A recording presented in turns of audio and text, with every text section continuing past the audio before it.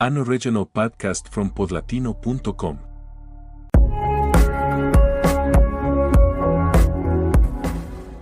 When I think of Broadway spectacles in the last decade, I think of Moulin Rouge, the musical. Premiering in 2019, this stage adaptation of Baz Luhrmann's 2001 film dazzled audiences with its kaleidoscope of sound and colour. It was not subtle. It was a whirlwind of romance, pop songs, and theatrical excess.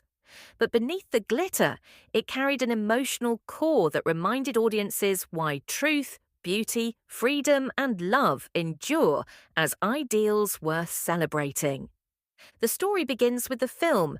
Baz Luhrmann's Moulin Rouge exploded onto screens in 2001, mixing opera, cabaret, and pop mashups. Its tale of Christian, a young writer, and Satine, a courtesan and star of the Moulin Rouge, became iconic. Songs like Come What May and Lady Marmalade fused past and present. The movie won acclaim, but adapting it to stage required bold vision. How do you capture Luhrmann's cinematic frenzy in live performance? Producers turned to director Alex Timbers, known for his inventive staging.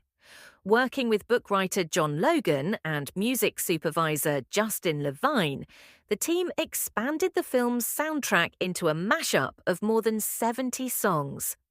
Unlike traditional musicals, where each song is written for the show, Moulin Rouge borrowed from the pop canon, stitching together familiar hits into new theatrical numbers. From Lady Gaga to Elton John, from Katy Perry to the Rolling Stones, the score became a jukebox extravaganza. The plot remained faithful to the film. Christian arrives in Paris and falls in love with Satine, the sparkling diamond of the Moulin Rouge. Their romance unfolds against the backdrop of a struggling nightclub and the controlling duke who finances it. Themes of sacrifice, love, and artistic passion drive the story, but the presentation is pure spectacle. On Broadway, the Al Hirschfeld Theatre was transformed into the Moulin Rouge itself. Red velvet draped the house, a massive windmill and elephant flanked the stage, and the atmosphere began the moment audiences entered. Derek McLean's scenic design created a Parisian nightclub that pulsed with energy. Catherine Zuber's costumes shimmered with sequins and feathers, evoking both cabaret glamour and modern chic. Sonia Tayer's choreography combined can-can kicks with contemporary moves, ensuring the show felt both vintage and fresh. The opening number, Lady Marmalade, announced the tone, bold, sexy, unapologetic. Christian and Satine's duets, including Come What May, carried emotional weight amidst the chaos. Numbers like Shut Up and Raise Your Glass and Bad Romance filled the stage with pyrotechnic energy. Each song blended familiarity with surprise, reshaping pop hits into theatrical storytelling. The cast delivered powerhouse performances. Aaron Tveit played Christian with earnest passion, while Karen Olivo embodied Satine with elegance and strength. Danny Burstein as Harold Zidler brought humour and heart as the ringleader of the Moulin Rouge. The ensemble, dressed in dazzling costumes, fueled the show's non-stop energy.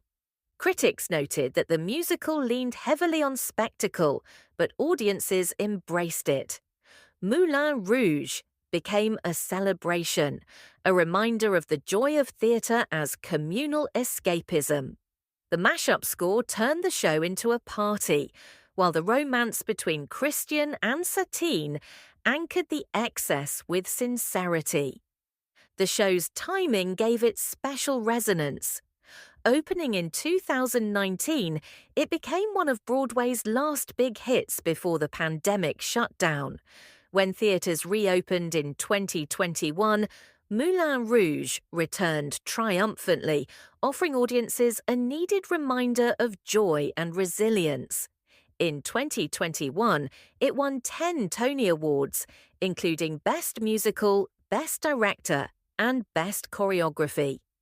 Culturally, Moulin Rouge represents Broadway's embrace of the mashup era. Like Six and Juliet, it draws on pop music to attract younger audiences, but it also honors cabaret tradition, fusing past and present into something exuberantly new. Its mantra, truth, beauty, freedom, love, resonates across generations, reminding audiences of ideals larger than spectacle. The fandom surrounding the show flourished online. Fans created playlists of its mashups, shared bootlegs of performances, and celebrated the elaborate set design. TikTok amplified the show's energy, turning snippets into viral content. The cast album became a streaming success, introducing Broadway newcomers to its lush soundscape. Yet Moulin Rouge also invites critique. Some argue its reliance on familiar songs dilutes originality. Others feel its spectacle overshadows depth. But its defenders see that as the point. The show embraces excess as art. It reminds us that theatre is not only for reflection, but also for revelry, for losing ourselves in glitter and music. What makes Moulin Rouge endure is its blend of joy and tragedy. Satine's fate is heartbreaking, but the show celebrates the intensity of love that burns even in the face of loss. Christian's devotion, expressed through song after song, reminds us why people tell stories in the first place: to immortalize passion. Looking back, Moulin Rouge, the musical stands as one of Broadway's defining shows of the 2010s. It bridges cinema and stage, pop culture and tradition, tragedy and celebration. It proved Broadway could feel like a nightclub, a concert, and a theatre all at once. When I think of Moulin Rouge, I think of red lights shimmering on velvet, of dancers whirling in feathers, of audiences clapping to songs they know by heart, of tears shed as Satine whispers goodbye. I think of a show that embodies excess yet delivers sincerity, a musical that dares us to believe in truth, beauty, freedom, and love.